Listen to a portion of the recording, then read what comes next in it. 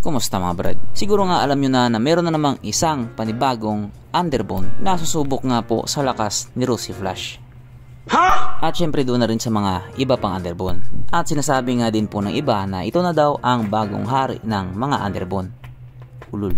Ito nga po yung motor dati na naispatan na tinitesting nga po doon sa kalasada ng Malaysia na akala nga ng iba bagong sniper daw. Pero hindi naman pala.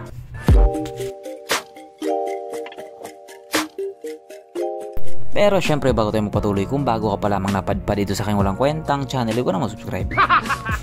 So yun na nga. Ito na nga po ang pinakabagong underbone na nanggaling sa Malaysia, ang Modena Z15 GT.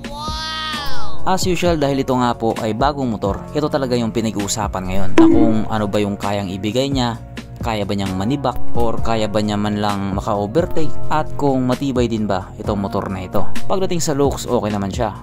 Pogi naman siya. Pasado nga po para sa karamihan. At yung itsura nga po sa motor na ito ay parang pinaghalo-halong underbone. Underbone ni Honda, underbone ni Yamaha, underbone ni Rosie, at marami pa nga pong ibang underbone. Pero may mga anggulo nga po siya na yung kamukha talaga niya is yung sniper. Katulad na lang pag ganyang anggulo, tapos ganyan din, tapos ganito din anggulo.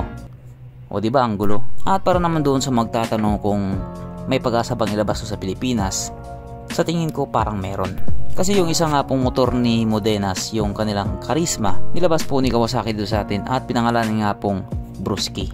Kaya medyo kaabang-abang din to. Pero kung sa usapang pabilisan naman, medyo alanganin tayo dyan. Siguro magkaalaman na lang kapag nagtapat na talaga sila. Kaya dahil dyan pag-usapan na lamang natin kung ano bang meron sa motor na ito at kung gaano nga ba talaga siya kaganda. So ito nga po ang pinakabagong Modenas Z15 GT na mayroong 149.5 cubic centimeter engine displacement, 4-stroke single cylinder, dual overhead cam with 4 valves, fuel injected, at ito po ay naka-liquid cooled. Kaya hindi po siya panis sa Honda Click 125. Ang kanyang compression ratio 12.6:1. Pagdating naman po sa kanyang power, ito po ay mayroong 16.7 horsepower at 9,500 RPM, 13.5 Nm of torque at 7,500 RPM. At dahil nga po kadalabas pa lamang sa motor na ito, wala po tayong idea pagdating sa kanyang top speed. Ang kanyang tangke ay kaya magkarga ng 5.7 liters fuel tank capacity at wala din po tayong idea pagdating sa kanyang fuel consumption. Ang sukat ng kanyang gulong 90/80/17 sa harap at 120/70/70 naman sa likuran. Pagdating naman po sa kanyang braking system, ito po ay naka-disc brake sa harap at disc brake din po sa likuran. At ang kagandahan nga po dito, meron na po itong ABS. Single channel ABS lang. Okay na rin yun kaysa sa wala.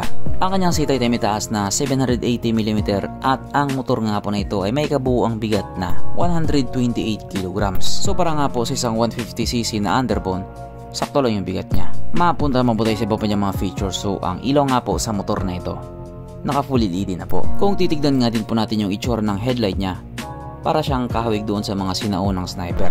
Bali nilagyan na nila ito ng visor na parang patusok. Ang kanyang gauge panel ito nga po ay naka-digital. At para nga din po itong may pagkahawig sa Yamaha sniper.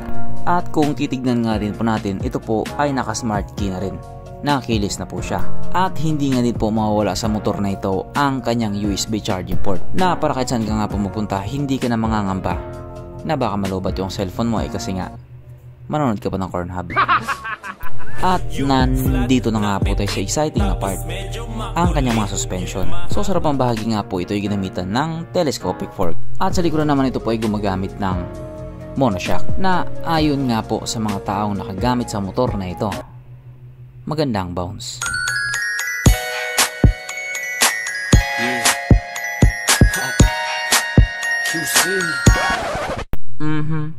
Panigurado. Wala na namang nalungkot. At dahil wala nga po nalungkot, alamin po natin kung present nga ba sa motor na ito yung tatlong pinaka-importanteng features. So, una na nga po dito ang kanyang lagayan ng istalyon at nakakalungkot pang sabihin, wala siyang ganon. Wala siyang lagayan ng istalyon.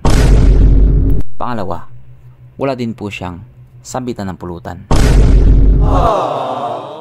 At oras na nga po para sa ating Red Horse check ang pinaka-importanting features sa isang motor.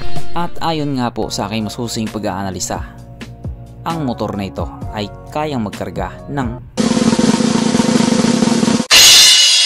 isang kahong Red Horse.